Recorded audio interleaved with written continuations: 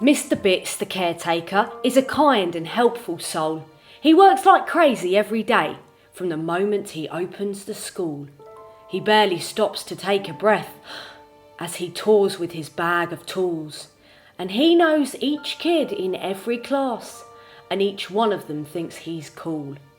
Henry Bitz, the caretaker, takes care of each bit of the school, from the smelly toilets in year 1 to the Olympic swimming pool. At Little St Anne's Primary, it's Henry who buys the fuel that keeps the kids from shivering when the snow begins to fall. Little St Anne's Primary is a most unusual school because all the kids have fun and no teacher there is cruel. The head teacher, Mr. Screecher, served in the armed forces, but after listening to the children he abolished all the rules. Nicknamed the Gentle Giant by teachers in the school, Henry with his enormous arms is almost 7 foot tall. And that's not all, he's as strong as an ox. He could hurl you in the pool as he carries the heavy oak tables single-handedly to the hall. Every day at 7, Mr. Bitz goes to his work. He mends the locks and checks the clocks and disinfects the site. He wipes the walls and surfaces, eradicates the viruses, tests the lights inside and out. No corner is left in the dark. One sizzling summer afternoon, Mr. Bitz was doing his job, hosing down the grubby sinks in the smelly infant bog, when the smart girl with the golden curls, called Millie Muddleton Mogg, came up and started talking. It was well past 2 o'clock. "Mr. Bitz, can I test your wits?" said Millie to the caretaker. "I've had a dream that I must admit has troubled my gentle nature. I was walking into the building wearing my pink school blazer when all of a sudden out of a cupboard sprang the jaws of an alligator. His mouth was a gigantic cave with hundreds of tiny blades. His head had knobbly lumps and bumps and scaly armoured plates. His eyes 2 glowing fiery darts that pierced right through the night, like lasers burning in the dark. It gave me quite a fright." Now Henry Bitz, the caretaker, looks after Millie's school. He cares for all the windows and he cares for all the walls. He cares for chairs and tables and his great big box of tools. But most of all, he cares for the kids he calls his jewels. "This dream you had," said Henry, "I think it's quite deep. I can see how it disturbed you and awoke you from your sleep. But sometimes dreams have meanings. They try to tell you things. They explain your problems and your fears and go deep beneath your skin. This scary alligator, with sharp teeth and gaping jaw, is like unkind and hurtful words that cut you to the core. People say the cruelest things that can leave you feeling raw, with wounds that never seem to heal and remain forever sore." As Henry spoke in Millie's eyes, he thought he saw a tear. As Millie's heart was touched, she said, "My dream's becoming clear. There are children in this school who've been hurt down through the years. There's something to be done to help them overcome their fears." Then Henry told his own story of when he was a child. He was bullied, beaten, badly treated, and hardly ever smiled.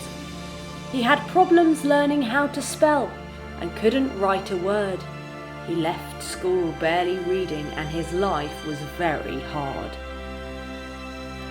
As time went by, this lonely child soon became a man, and one day something happened that turned him upside down. Someone taking care of him helped him to overcome his troubles and his struggles and turn his life around.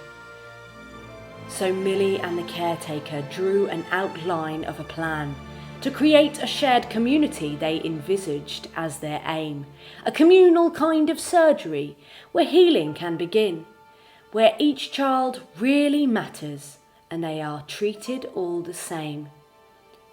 The plan, of course, meant changes, and they put it to the head, Mr. Bartholomew Screecher, like every word they said. Some furniture could be removed with armchairs placed instead, and in some rooms things could be swapped for a kitchen and a bed. After hours the kids could stay and others come along, the whole community join in, a place where all belong.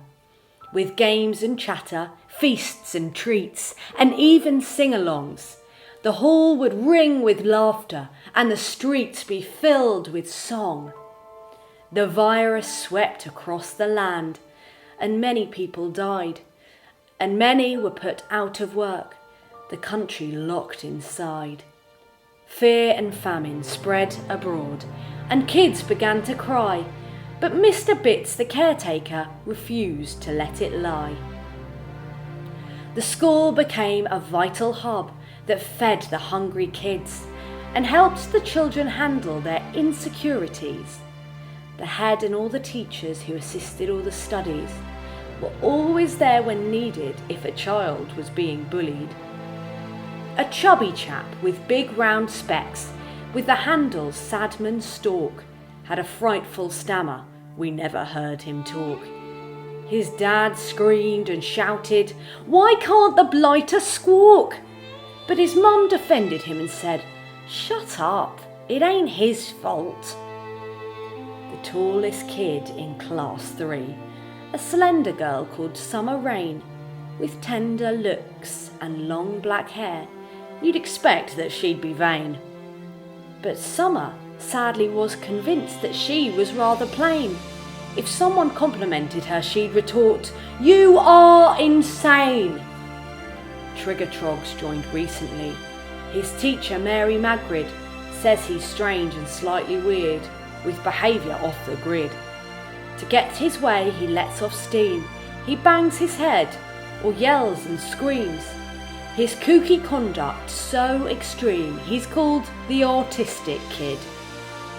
There are those like Cindy Scissors, who won't say boo to a goose, a shy and timid soul with no self-confidence.